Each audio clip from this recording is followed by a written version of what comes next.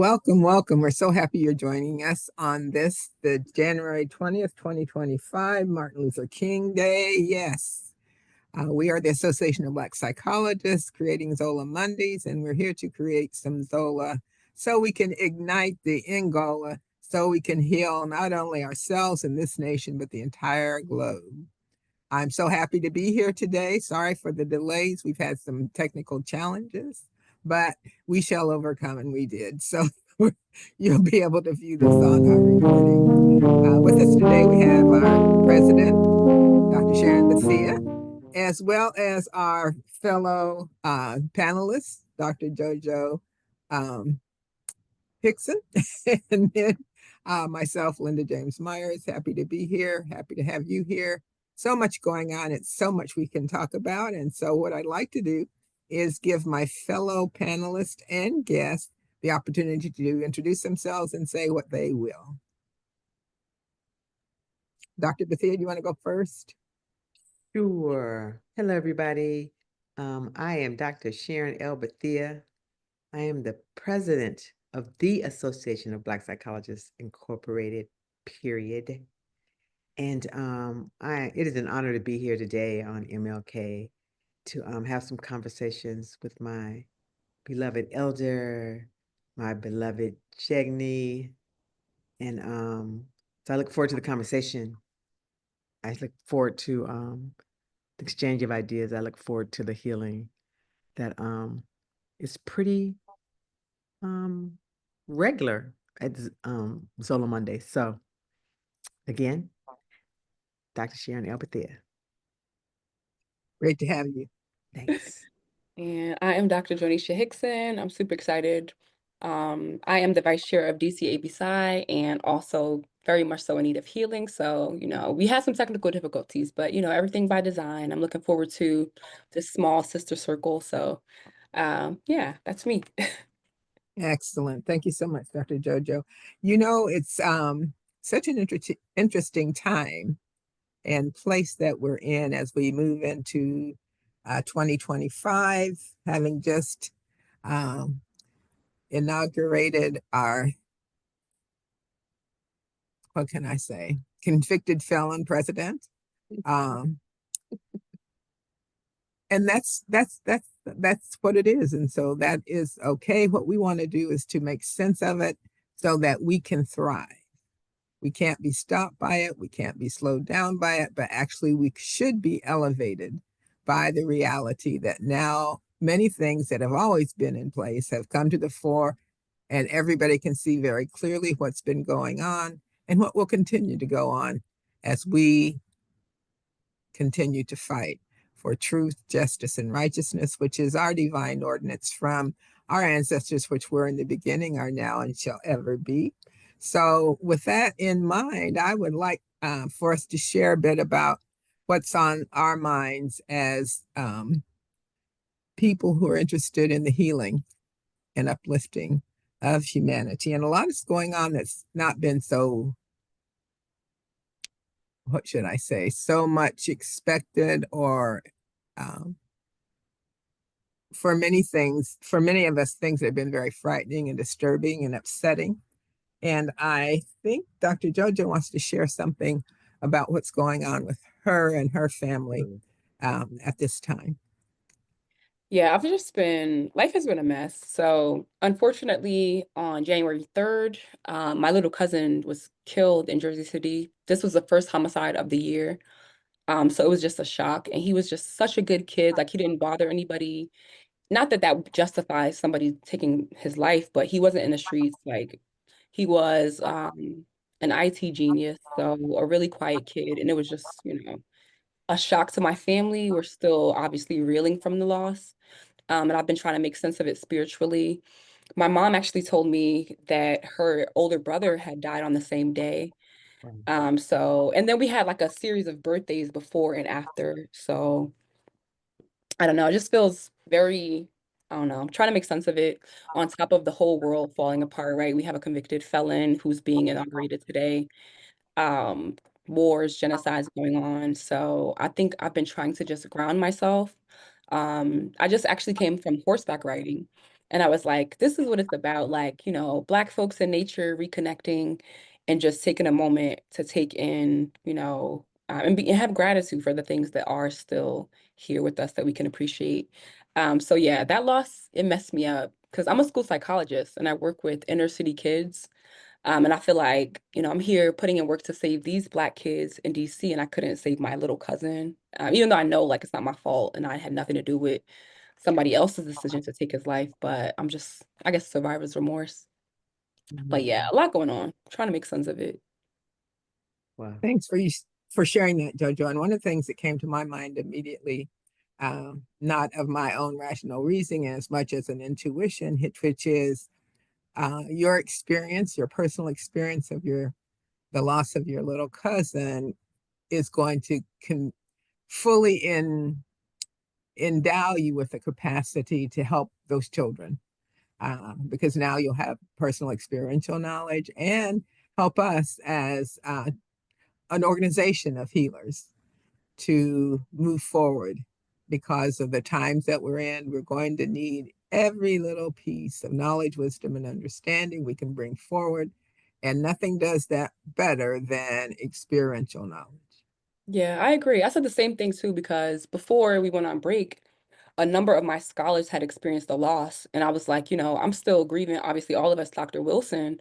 And so to have another death hit so close to home, was just like a lot. But I was like, the silver lining is that I can walk with my scholars through their loss and like literally, you know, experience similar feelings, I guess, and learn how to navigate that together. So that is the only silver lining. Yeah, and we kind of talk about the way in our African traditions where this notion of grief is not a isolated thing, right? It's kind of a shared interconnected experience, or a collective one that we as African people experience. And we can tell that through our rituals. How we even going to come here and have a conversation about it becomes what we talk about. Um, so it's not just an individual pain, because just thinking through that somebody's so young and so talented and so necessary in trying to actually get through the understanding and the spiritual journey of understanding why something like that would happen, right? And so, how do we talk about our expressions of grief being embedded in our cultural practices, right? In our storytelling, and how we mourn, right? Um, how we connect, how we are together in solidarity, right? And which leads to never forgetting, but this notion of healing in the experience and because of the experience, and how do we affirm in some way that this interconnection is part of the process. You know, it's very hard to think about when something happens to somebody that young, right? This notion of I am because we are, and what part of that is about me being, right?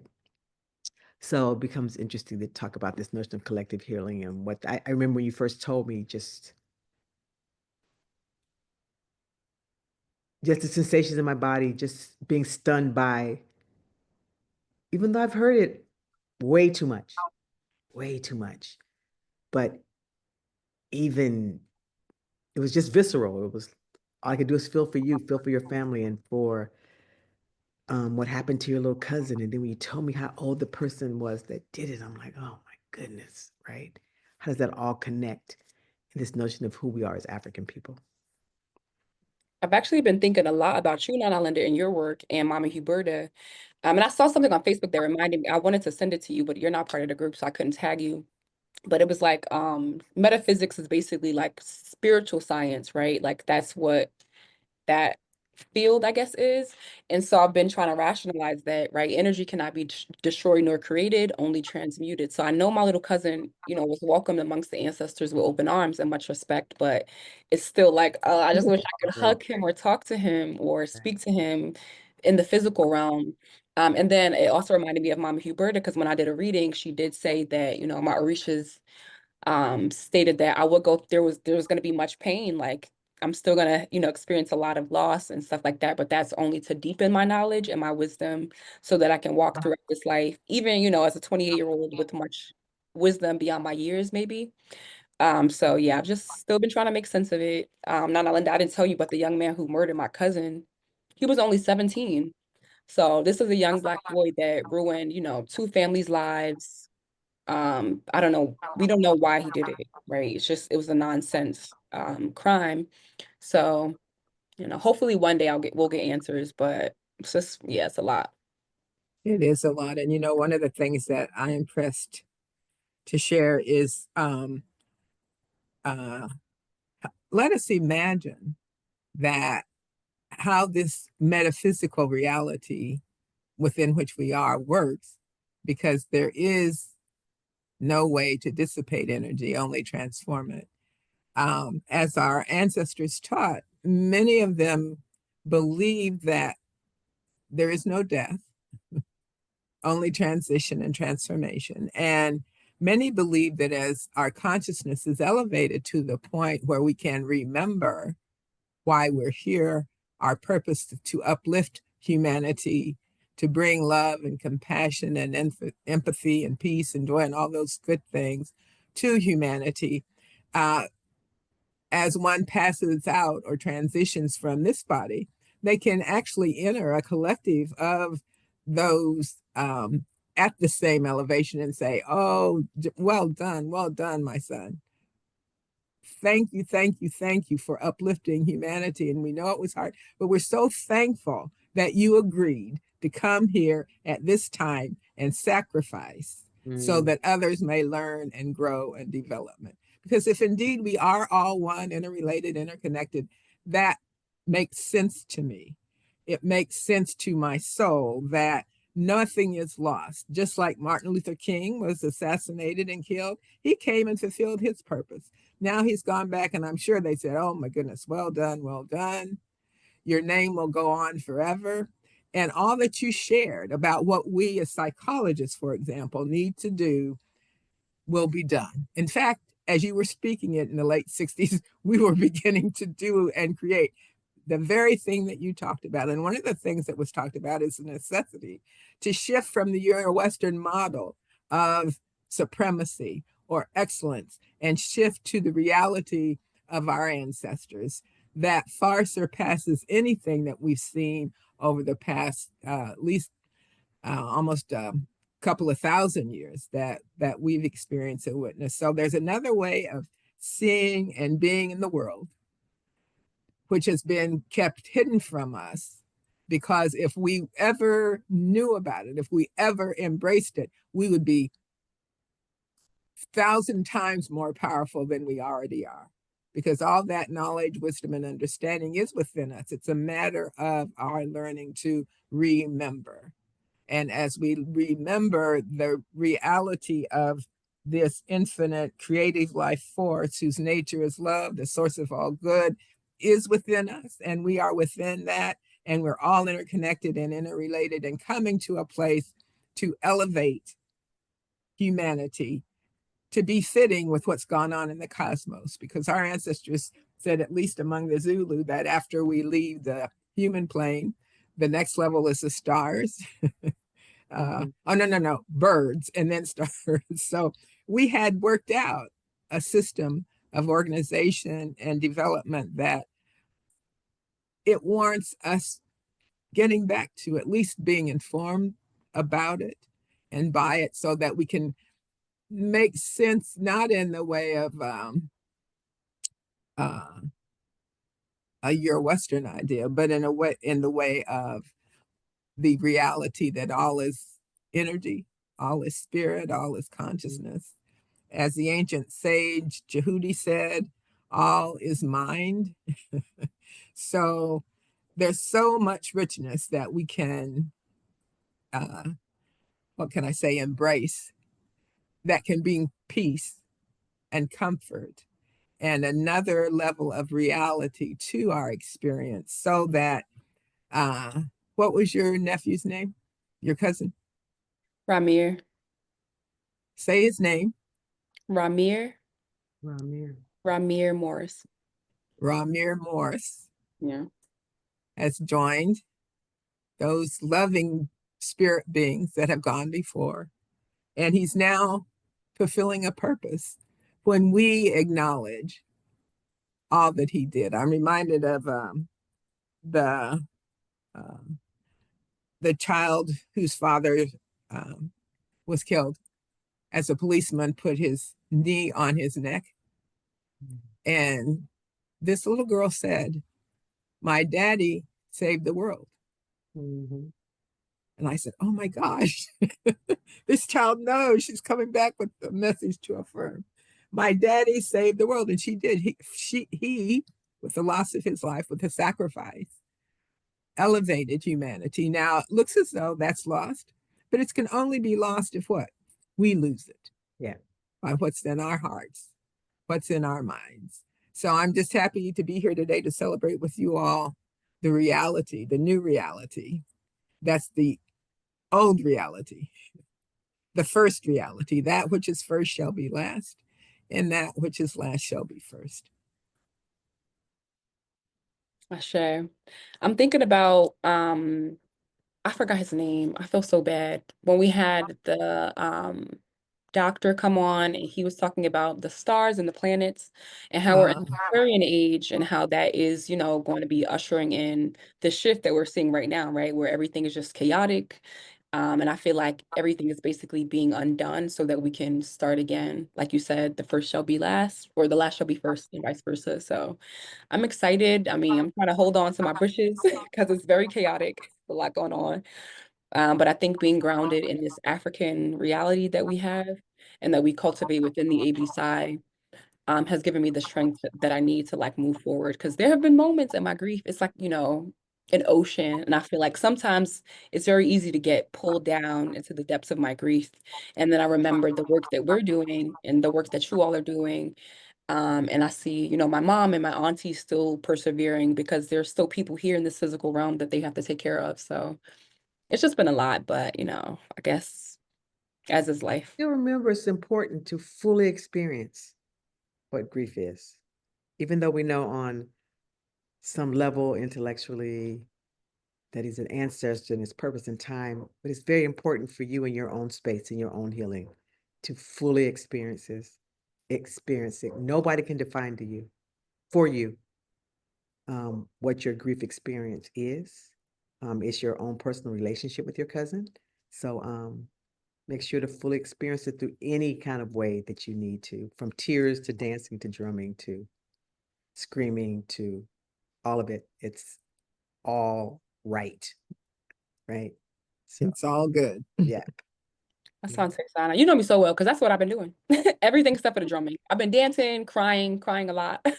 It's like the full And body jobs. the But astrologer of which you speak was Dr. George Harold Jennings, who we ought to have him back and share with us I know about we this gotta get new Aquarian age where Pluto has entered after 240 years of being bringing in two revolutions of French and English. And now we're in the midst of a third revolution that within the US of A. And the revolution is going to transform the entire Western world, and that's humanity. Yay. Yeah, we definitely have to have him back. I would love to hear his thoughts about what's going on, to see if he feels shocked about anything or he's just like, told you. Like, so I'm gonna try to find his email and see if he can join us next month. Mhm. I have it. So, Okay. All right. Well, yeah, I Dr. did. Oh, sorry, Nana Linda. Go ahead. No, I go would ahead. say I'm not surprised by any of this. Like it doesn't rock me, move me. This is as America is. Doesn't shock me even like a little bit. Not even a little bit. So everybody's trying to protest today. Don't turn your TV on, don't look. Whoever won was not going to make that much of a difference for Black people. We could have stood up and been like, oh, a Black woman won, and that would have been fun. That would have been fun for the moment, but Will it shift? Does any of that have to do with the liberation of African people? It never It happened. all needs to. It never was, but our reaction to it. So I say, duck, build, get back to us educating our own kids. Because if we just kind of duck and build, and when they wake up, we figure this out, that'd be great, because it doesn't matter unless we make it matter. And in the big picture, it just really doesn't matter. So how do we understand the signs that are happening? What does that mean for African people? We got our young people to understand, because as much as we try to complain about our young people, we raise them. So what do we do? What do we do? What do we ignore? Right? When my students told me, oh, we're not changing y'all's diaper when we get old, it's like, wow, that's a profound statement. Let's talk about that. And then when you hear about the hurt and the pain and why they're hurting, ain't none of our articles match none of that. Ain't none of our research match none of that, right? So how do we actually listen from the mouths of babes who are actually ancestors who came back? And so we're trying to tell us that y'all didn't get this right. So we're going to show you how you didn't, or what you're concentrating on is not what we're concentrating on.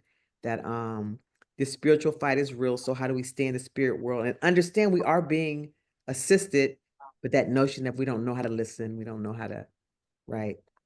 Or it scares us, or we second guess it, or we don't understand the signs, we don't seek out clarity, we don't stop for a moment, because I think we've gotten busier.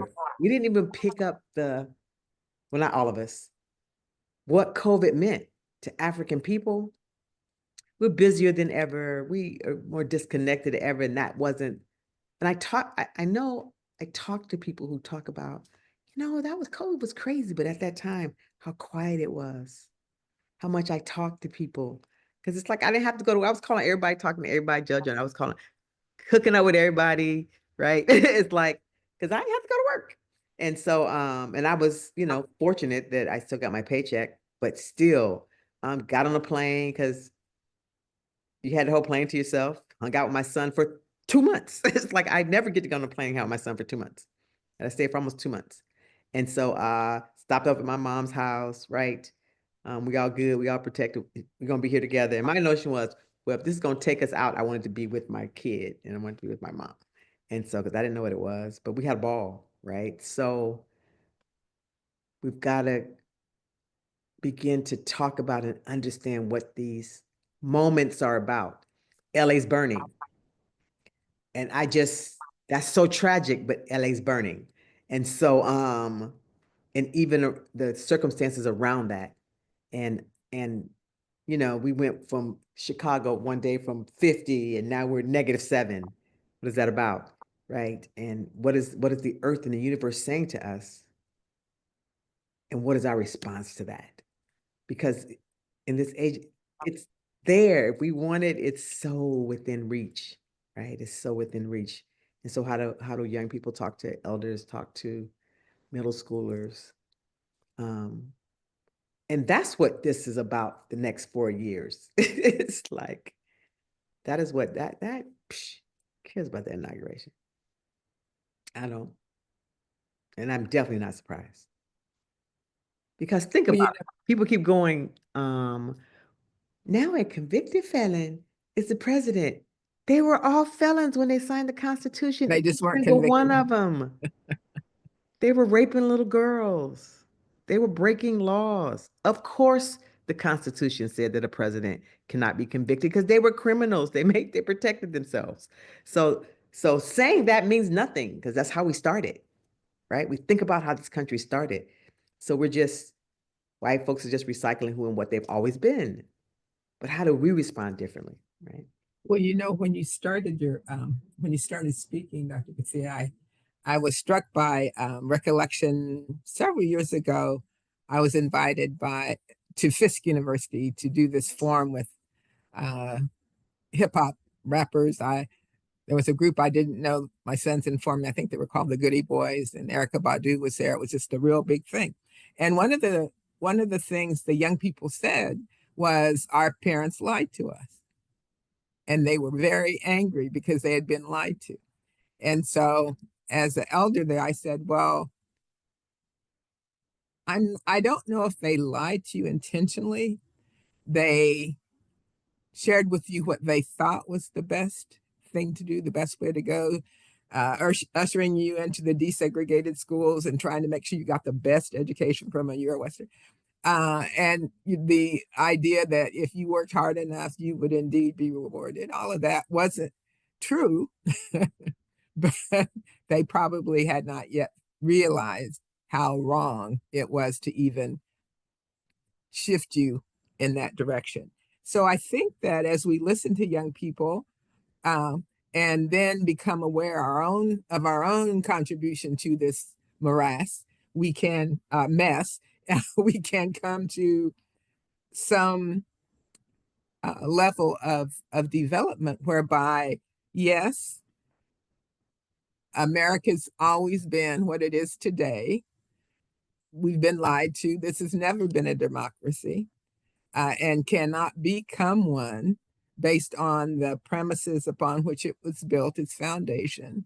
But what is different and unique now is that anybody who can see, anybody who can hear knows, oh, wow, is this what this is? And then make a decision, hopefully a more informed, enlightened decision about what the appropriate response should be. And one of the things that our ancestors were very clear about is there is a methodology, a process, whereby one can not only survive the most dehumanizing systems of oppression, but transcend them, transcend them and move forward.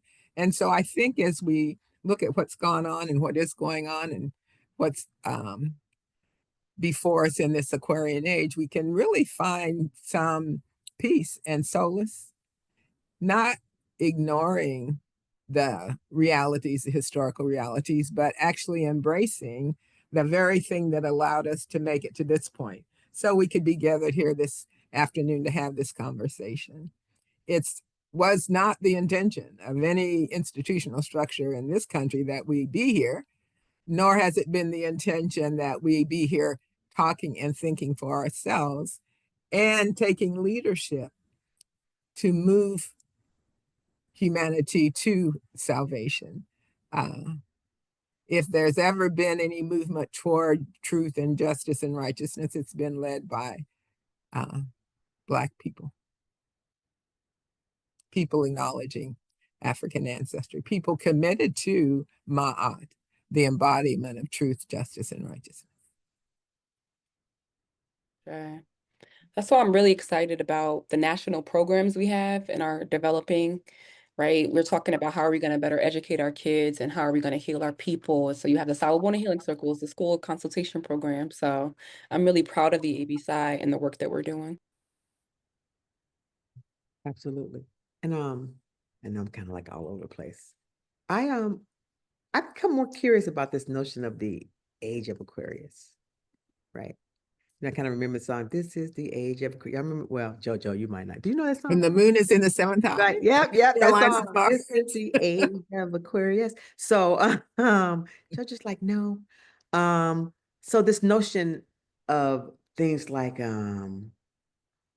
what is this spiritual awakening about and what is it connected to? And even we call it the age of Aquarius, but my understanding that it's also steeped in ancient knowledge, such as the systems in the Dogon systems and Akan systems. And so how do we like not only bring this together, but what is the connection? Because this technological age, wherever it's going, is mind-blowing. So I'm not scared of it, but it's just mind-blowing. So as we talk about this notion of something ancient, and I don't know what, I'm sure there's another word for it in African traditions, this age of Aquarius and this new age of AI and technology and literally being a professor, seeing young minds totally transformed to something that it's genius to me, but I don't recognize. Because a lot of us are ready to retire. We're like, oh, I don't even know how to keep up with that because there's no defeating it. So how do the two collide and what do they mean? And what does that mean in this age of Aquarius? If I could just put that out there. How is it a reclamation of our ancient African knowledge systems? Because that's what my understanding of it is, but what does that look like in 2025? That's such a good question, because if we go back to ancient Kemet, Nubia, and we see one of the first graphic images of the constellations that become part of the zodiac, we clearly see our ancestors looked at the stars, looked at the cosmos for a long enough time that they could say, oh, well, this moves here and that moves there. And when this is happening, we can now talk about what is going on with the energies, and we can name them, and we can actually predict what those energy fields will be like. So the Temple of Didra, I think, in ancient Kemet, that's one of the first graphic images of the zodiac. So it's very important that people understand that is an African wisdom tradition, grounded thing.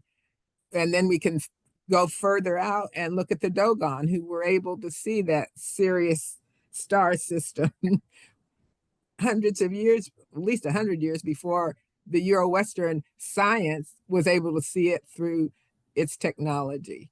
My understanding, there's a couple more that they see too, that we haven't been able to see yet, right? They see Sirius A, B, and they say there's a C. I don't know much about this C, but they definitely trace A and B. So I think the beauty is so-called technology that we're sometimes so impressed by, that is by nature going to fail by, well, that's a whole nother conversation. But anyway, our ancestors didn't need that technology.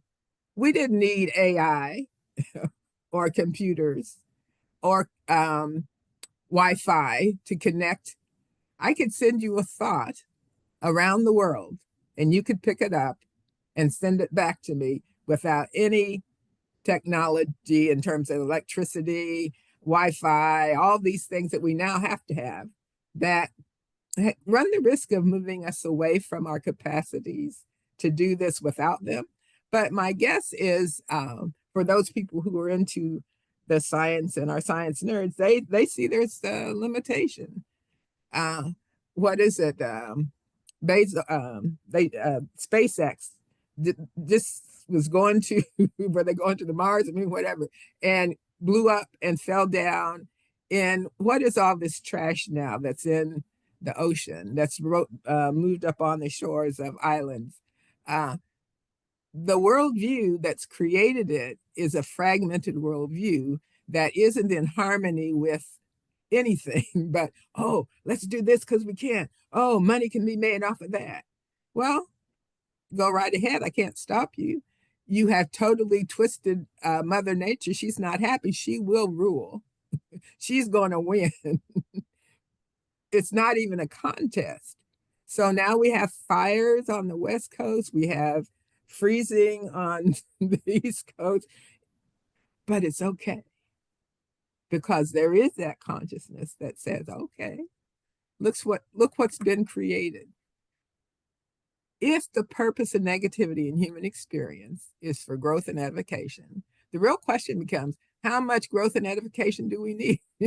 How many problems, what level of destruction do we need to create so we can wake up and finally get it? So the Aquarian age is supposed to be the age of peace, justice, righteousness, all those things that humanity needs and desires. As Pluto moves into that sign, Pluto brings confrontation and ends things, transforms things. So I think when we embrace our ancestors' knowledge, and we have a greater understanding, a deeper understanding of that wisdom tradition, then we can be uplifted. We can be refreshed by, thank goodness, the truth is true. Because we've watched things come full circle. And so, as you suggested earlier on, Dr. Bethea, what we're experiencing today with the inauguration of the new president, it's not new. What's new is now we're calling out, what is it, the 34 felony convicted person who is now in place. But the only reason that was not acknowledged from the beginning of the first president, no, I'm sure George Washington had slaves. I'm sure that we know that this country is settler colonialism, which means we stole the land and killed off the people who were on the land. All of this has come full circle. It has to come full circle. And what that means for us as people acknowledging African ancestry is that since we were the mothers and fathers of all human culture and civilization, because we were clear enough about who we are, we called the land Al Kibu land, meaning mother civilization. We knew who we were. The first shall be last, but the last shall be first. So we're in that cycle, and so there's reason for us to have great confidence and joy and bravery. And one of the things we can ask ourselves at this juncture is, what would I do if I were brave? What would I do if I were brave? And once you have intuited what that would be, then do it. And one of the first things that the young people are asking us to do is to tell the truth. Stop pretending. Stand on truth, justice, and righteousness. But then they do pretending. So it becomes an interesting conversation, because I've not seen longer blonde hair in my classes. Like tripping over it, literally coming into class. Like I'll be in class like, oops, like, why is it so long? And I know that's an expression. And sometimes I talk about it, but it becomes interesting that in their understanding on some level that they're moving towards healing, their healing signs and signals are very Eurocentric. So for me, just trying to understand why that expression, and we can't talk about like what's going on in our community, and then trying to understand mass death in the age of Aquarius, that it also is a sign around cleansing, but also these extremes that our young people are taking, that not only are very Eurocentric in nature, even it's almost like they're still saying, okay, you're wrong, but still white is right. And so how do we talk about that in a productive way? I mean, yesterday, I thought the whole pants to your knees thing was coming to an end. I saw like 5 young people walk into Walgreens with their pants literally to their knees. I was like, really, bro, give me some respect. I'm trying to see your ass. That's what I said. And so they kind of pulled them up, right? It's like, but by the time I went around the corner, they were back down, and they were like literally tripping because they're so low now. They're lower than I remember them being. They were literally like tripping the way they were walking. And now they wear the legs really, really, really, really tight. So I'm not understanding the signs and the cry out and the why that direction for some of our young people. And so how do we juxtapose the two? It's the age of Aquarius, there's more enlightenment, but then you look and you're like, is there, or is that, yeah, I'll just put it out there. And JoJo, whatever, what are your thoughts about the total extreme? I knew you were gonna call me out. Huh? I knew you was gonna call me out. I think you hit the nail on the head when you said expression. I think it's about just expressing ourselves. And we see a lot of these white people doing the same things that we're doing. So it's like, is it moving towards whiteness, or are the white people just appropriating our culture, right? Like I think that I can still be very Afrocentric and wear blonde hair because there are African people with blonde hair, right? Like I feel like we probably don't get educated on that. But I don't know. I just see it as a form of cultural expression. I don't know about the sagging thing though. That I don't know. I can't speak I to was that. kind of That's shocked when I weird. saw it the other day. Yeah, I don't really see Really, people sagging as much. me But either. I don't know. I think maybe that could be a means to take back control, to say like, I'm still here even if I am presenting a certain way, or maybe that's a means to as I don't know, defense mechanism, protection, like I'm tough, I'm sagging, don't mess with me. I don't know. I can't speak to it. But I just think it's a form of expression. And I try my best not to police how other people express themselves, but I understand what you're saying as well, right? Like if we want to be honest and in truth, then why are we doing certain things or presenting a certain way? I don't know. Or The even the only comment, one of my students came on with the silk cap you sleep in? Oh, Had a bonnet? whole outfit, had a whole pajama outfit, the big, and I was like, I saw it's interesting. And they were late for class. And that's an interesting outfit. Are you Mhm. late for class because you putting that all together? And so that's me. I'm kind of professor I am. And I said, and I did like this. And I said, the whole sleeping cap. All she said was, I don't say nothing to you when you wear those wraps on your head. Okay. I was like, and you don't. So Right. happy to see you in class. And then literally sat down, raised their hand because they had read their assignment. When I asked the question, she knew the answer to the question. So I remember thinking, I don't, and it was in an AFAM class, so she chose to sign up for it. And so it becomes an interesting conversation between the generations that I don't know. Because of course, in my mind, having an African wrap on my head does not mean the same thing as you having a silk sleeping cap, but maybe it does. Maybe. And then also think about it. Like we are psychologists, right? What if that student was depressed and she did everything she could to just get to class?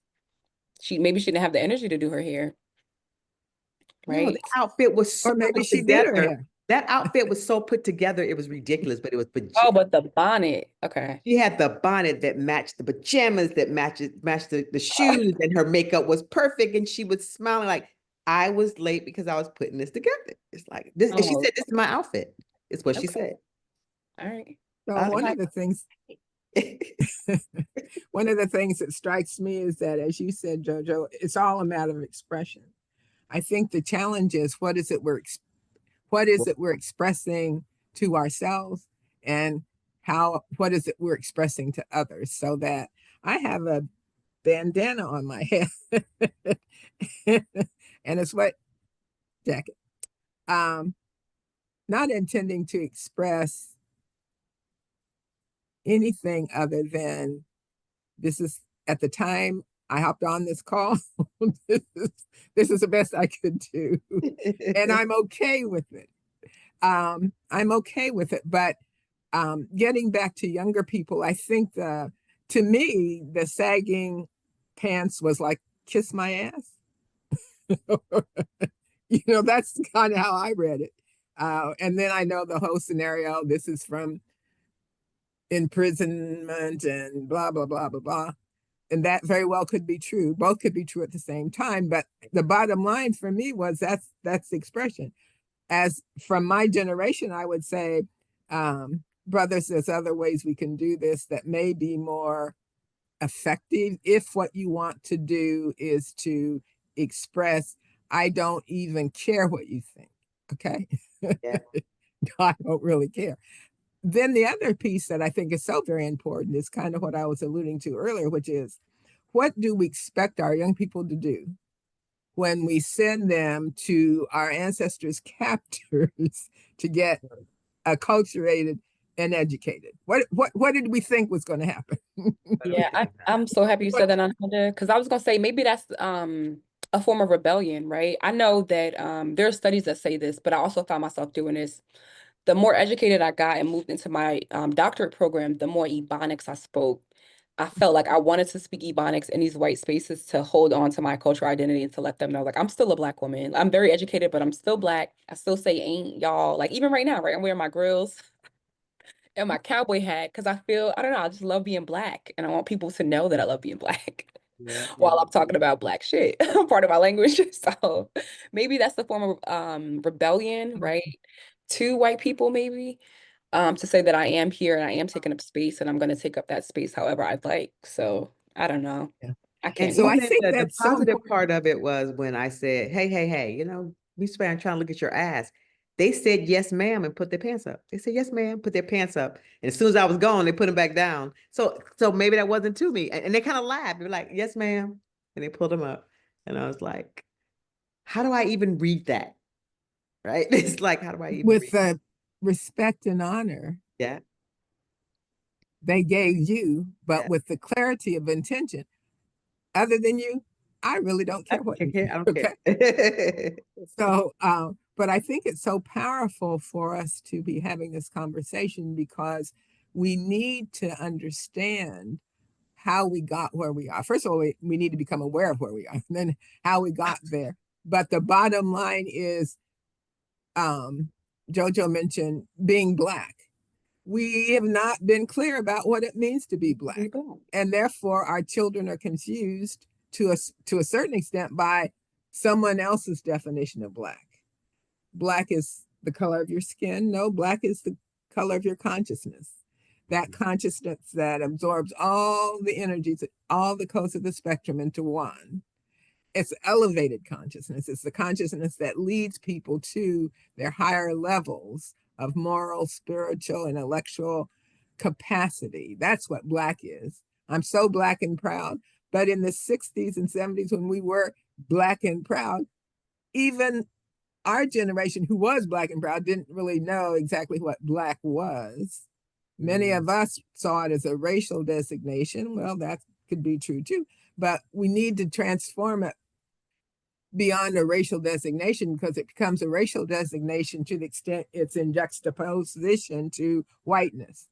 No, I'm Black and proud because I came this way. Black is from which all life comes. There's no human being who manifests in a body that wasn't first covered with that melanation.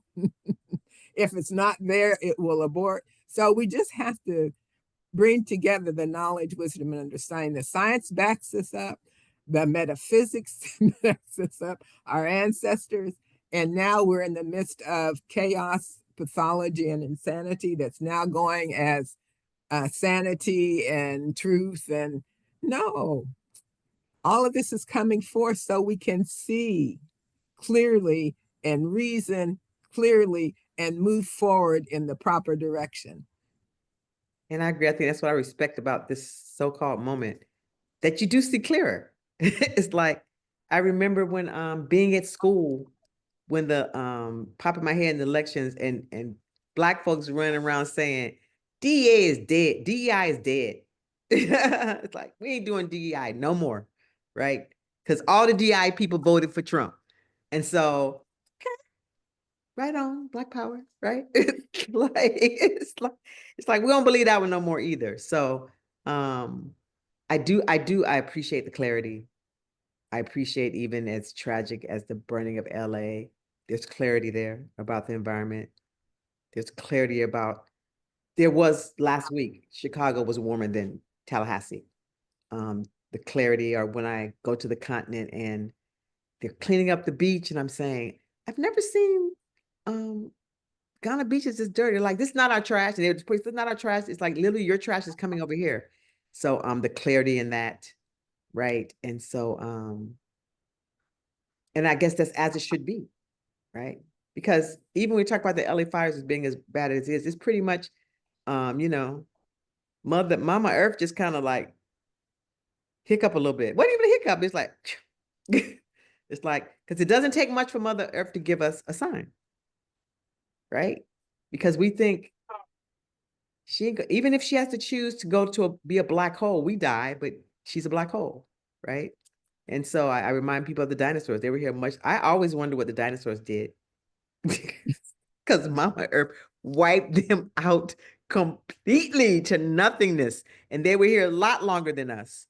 Ruling the Earth a lot longer than us, and just one day she's like, had enough, right? So the clarity and all that, right? And it's at some level, it's also what we do. Mom Earth is fine. Okay. It's She had a fine. plan. It was working, but we came in with a better idea because the cultural system we follow has always been one that believes it had a better idea than nature. And if we can make money off of it, if we can sell something, that's the way we're going to go. So, um, at some level, she's just doing and being what she's been and done. We just created a mess, and now we don't want to clean up the mess. And so she said, fine. I clean it up. And It y'all will gotta be come with cleaned it. up. Will be cleaned up. But Will. it's good. It's all good because as I was talking to people who were from Altadena, who homes burned down, and who they have come together. And now they have a different level of understanding that it's not about things. You can have all the things, the most gorgeous home, blah, blah, blah, blah, blah. And in an instant, it can be gone. Materiality is finite and limited by its nature and definition. So once we get clear about that, then we can move on to something greater than that, from which materiality emerges, which is that spiritual aspect of being. Ashe. Sure. Wow, you're perfect, Nalanda. I was gonna say, actually, Dr. Renty from the DC chapter is an LA native. So I would love if she had time to talk with us about, what she might be experiencing, or because she lives in DC right now, but she's from LA. So I was hoping maybe that we could invite her on to talk about what some of you are sharing, Nalanda. So I'm gonna see if she's available to meet with us sometime, maybe next month, if that's okay. Because I'd love to hear her opinion and just also hold space for her. The Safe Black Space, Dr. Christy Higgins has her group reading Blessed Assurance, my book of meditations, and we're doing it every Wednesday for the next 52 weeks, Oh, wow. trying to elevate consciousness. And there were people on the call last Wednesday who had experienced this loss. And actually, Dr. Christie had a home that was, she said the home across the street burned down, her best friend's home. They lost everything. I have other friends who know people who lost everything. I So, have friends who lost some in California who lost their homes. yeah. Their cousins. So, all of this could be seen as an opportunity, or we can be devastated by it and overwhelmed. But the beauty is, as our ancestors were clear about, the principle of duality, we always have a choice. We always have a choice. So let's choose that which is going to be conducive to our greater and highest good. Absolutely. Sure. Yeah, I think that's what that was the takeaway as well for when I lost my cousin. I'm like, I think me and my family are choosing to center joy, right? Because that was a traumatic event, but falling into despair is not going to help any of us. It's not going to honor his life. It's not going to honor our lives, while we're still here. So Unless I you need it to heal, just understand what it's for, right? yeah, That if you need it to heal, you need to have some moments of despair, some moments of crying, but don't yes. put it on your cousin, right? This is what I need to get through this, because as hard as it is to hear that it's in a better space and clearly has other work to do, that we're hurting, and so it's okay to say I'm hurting. Yeah. Oh, you know me. I'm a cry. I love crying. Yeah. I miss you. I love you. Please don't go. All of that. Yeah. It's just don't stay there and don't make it become your life, but just some days. I mean, there's people if we think about lost a long time ago, every once in a while something will hit you and you're right back there. So you take that moment and breathe it in. I miss you too. It's like sometimes you walking around for years not thinking about that person. And that's how I kind of take it. You kind of get slapped by it. I'm like, okay. And I sit and breathe it in and honor and because they'll come and remind you every once in a while, right? It's like, Yeah. Yeah. Yep, that's what happened with Dr. Wilson. I'm like, ugh, I'm just not starting my career, and I just love you guys so much because y'all literally sat and helped me wrote some of my dissertation. And I'm just like, I just thank God, that I got to experience him. But yeah, those waves definitely come. Mhm. And there are reminders, aren't there? I'm not gone anywhere. I ain't going nowhere. Nowhere to go. And we had the Well, we're out of conversation about time. his name was still on the thing and how some people reacted. I'm like, well, every time I see his name pop up, I said, "What's up, Derek?" Because to me, he's saying hi. To He's me, still he's doing the saying work for hi. us. Yeah. Yeah. That's beautiful. What up? So we're out of time. And we're so thankful that you joined us in this conversation. Wish we had our system in place so we could actually hear from you directly, but we're going to be having it together the next time so you too can participate. But Shall be back peace because and we got a blessings. conference going up, right? We have to come back and talk about the conference and do I suppose You almost revealed the location. I'm like, it's in Bethune. It's gonna be a Bethune. I'm just waiting for one final ashe, but it's gonna be a Bethune-Cookman. So we have to come back and talk about the impact of that, what it means. AB site doing that for the first time at a HBCU, and we'll come back and have a conversation about maybe invite somebody from Bethune-Cookman along with us, and let's Yeah. do it. I'm excited. I am too. Me too. Much to be excited about. It's going to be a good year Indeed. for us. And thank you again and appreciate you. Peace and blessings. Love to all. And Yeah. until the next time, Love holding your family Zola up. up. Thank you for sharing with the world what happened to you. It's important. Oh, Thank no problem. you. Thanks. All right.